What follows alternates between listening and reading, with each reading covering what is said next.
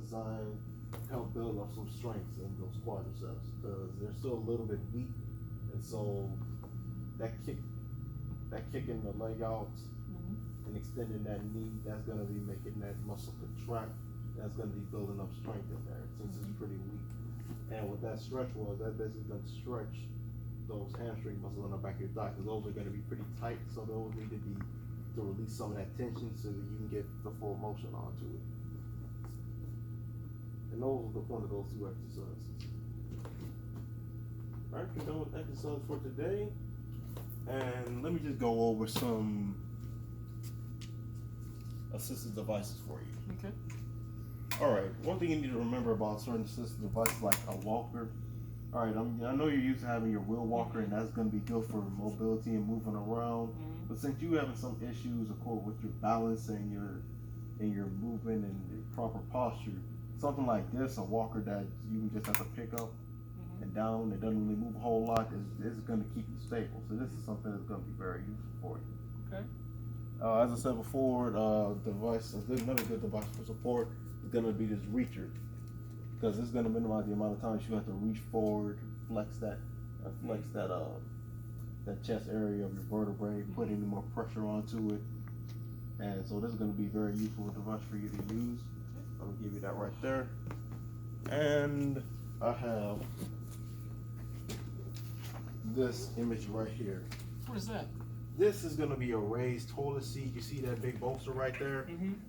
All right, that big bolster right there, that's pretty important because that's going to help minimize the amount of distance you have to go from standing to sitting, because you're already going to be kind of in a almost, well, you're going to be a lot closer to the standing position than you would be on a regular toilet.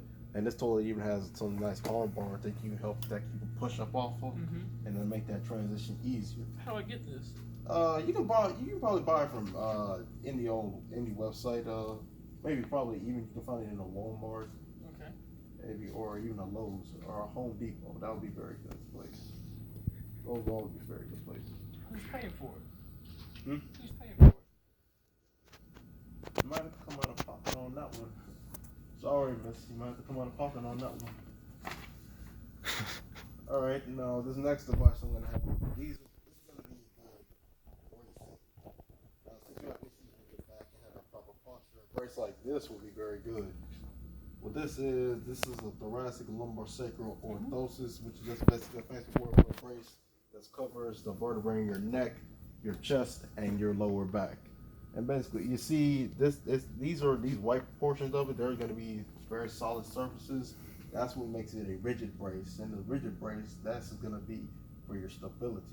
That's going to be able to keep your spine in place, keep it aligned, and prevent it from having any motion that could have caused further injury. But also, as you see these black Velcro parts, that's going to be the soft parts of the brace, which is going to allow some mobility, because you don't just want to be still the whole time. You want to move around a little bit. So this will be a very good brace for that. And as I said, you can definitely buy this from Walmart, or you could get custom fitted. Ask your physician to get custom fitted. I believe it said you're going to be going in for bracing in about 2 weeks. Yeah, that's what they said. Yes. Yeah, you can probably just ask for this or something like this, and they probably prescribe that to you. Okay. Okay. Now, let me go over your goals. All right, your you have these things called short-term goals, and these goals are we basically want you to accomplish within the next week or so. Okay. All right, first you're gonna want to have your quadricep strength. We're gonna want to have to improve that. We're gonna aim for a 5 out of 5 on the right side, which is gonna be you can handle max resistance, and a 4 out of 5 on the left side, which means you're gonna be able to handle a little bit more moderate resistance.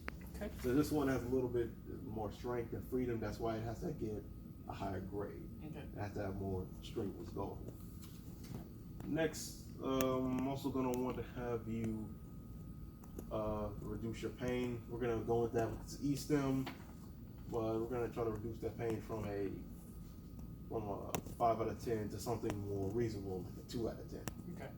And lastly, we're gonna try to get you more acclimated next time you're using your walker and using that reacher, so it becomes more of a comfortable thing for you. Okay. Thank you.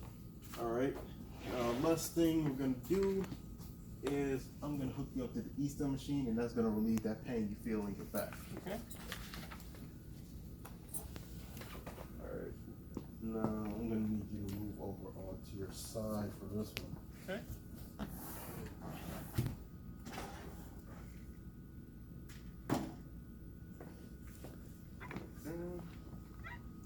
Now I'm gonna need you to cross over this leg for this one. Right. Arm just like so. All right. Now on 3, I'm gonna roll you over to your side. Okay. All right. Help me in any way that you can. Okay. All right. All right. 1, 2, 3.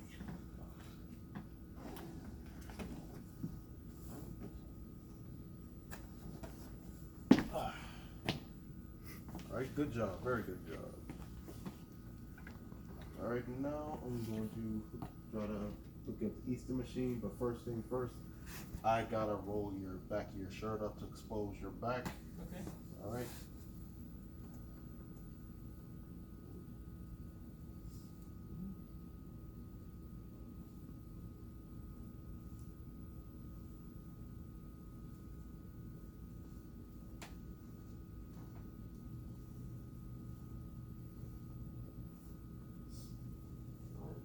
Pretty good place.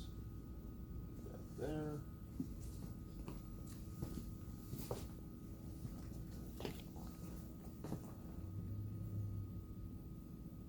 Just gonna tuck this into the back of your clothes to prevent anybody seeing any undergarments. All right, now I'm gonna hook these 2 big pads onto both sides of your back, and it's gonna be a pre-mod E-stem. What that basically means is it's gonna have 2 channels bouncing back and forth between 2 pads. Mm-hmm. I would usually have it cross over because it's a big area, but you can't cross over the spinal cord and the vertebrae. So I'm just gonna be having them in the same area. Okay. Before I apply these pads, do you have any unstable arrhythmias? Basically, any unstable heart rhythms I should know about? Mm-hmm. You don't have a pacemaker, do you? I do not. Do you have any? Are you pregnant? Do you have cancer? I'm not. Neither are. Mm-hmm. Okay, good. That means you're gonna be good to go.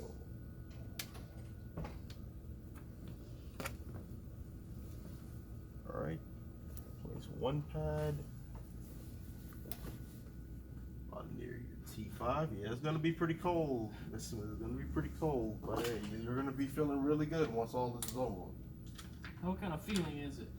All right, the feeling you're gonna have while it's going is gonna be a comfortable, but it's gonna be a strong tingling feeling. It's gonna be like you're gonna have ants crawling over you.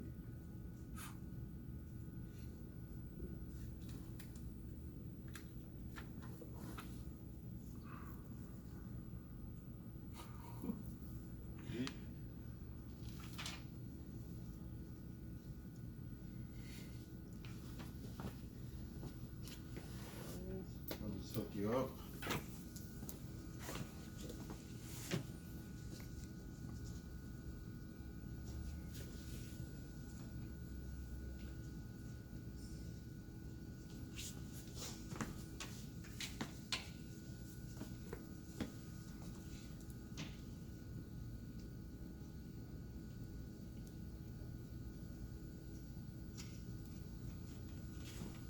All right, I'm gonna be turning up this intensity. Okay.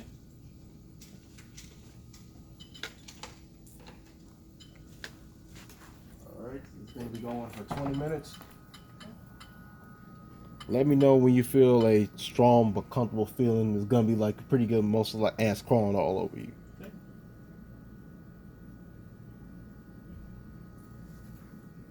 Okay. You feel it? Mm-hmm. Okay, all right. All right. Up here, I might as well go over your home. Up here, I'm going to be going over your home exercise program.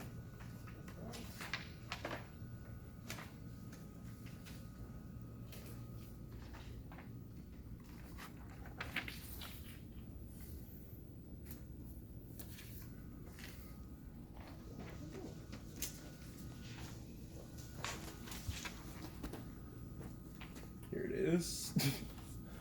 Yeah, okay, here's our exercise program right here.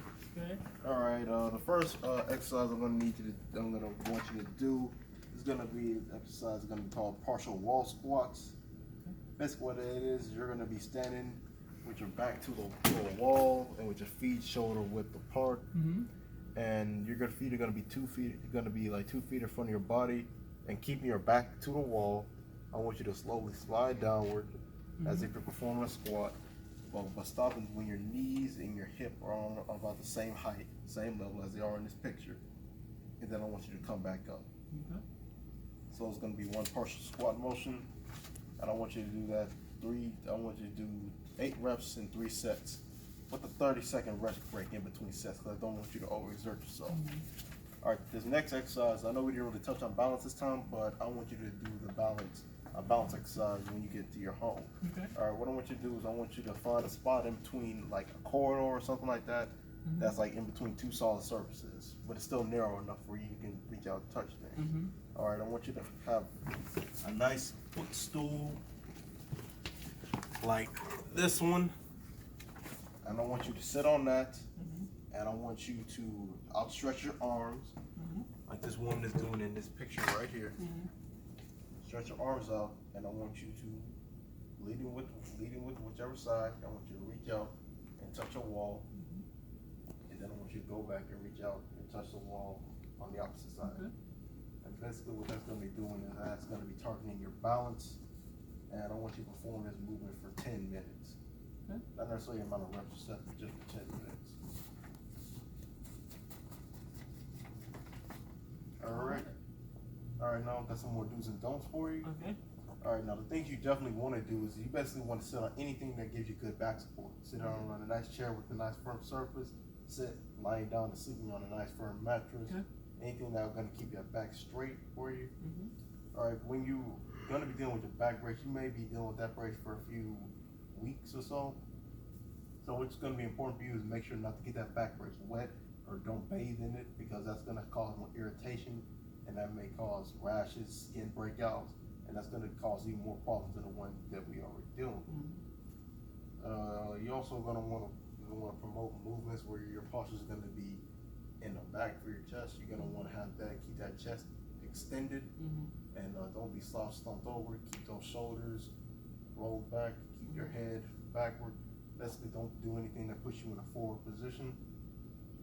And keep a clean environment and practice good hygiene, because older adults that contain a fracture, when they have poor unhealthy environments, they're susceptible to having pneumonia and developing disease, and that can be potentially deadly. See, it is even more deadly when it comes to older adults. So make sure you keep a nice clean background and environment. Alright, what you don't want to do is you don't want to lift any heavy objects. That's going to put more strain on your back. And you basically want to stay in, you don't want to prevent staying in bed or being inactive for a long period of time. You can develop ulcers, and you can be putting in more bad posture. You stay there for a while. And make sure you don't perform any dangerous activities, and don't put yourself in a position where you're flexed. Use your reacher to grab out for things if it's too far away. Okay? Right, and your 20 minutes is up.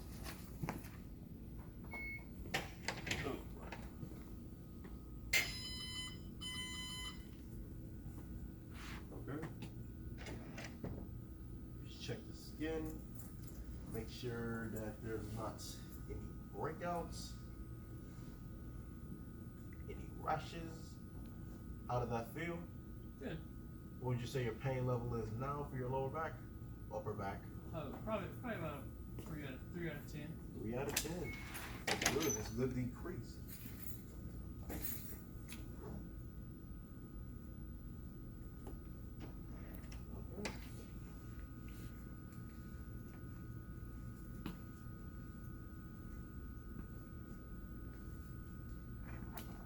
Oh.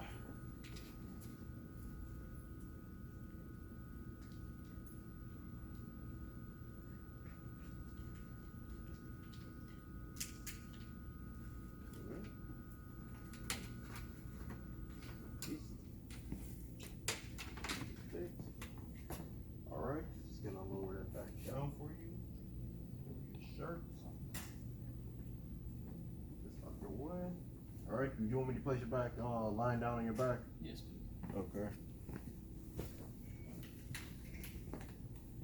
Okay. It's going to move you back. All right. On three. 1, 2, 3. So. All right. All right. It's nice meeting you, Mrs. Smith. You too. All right. And I'll see you next time. Thank you. All right. Have a nice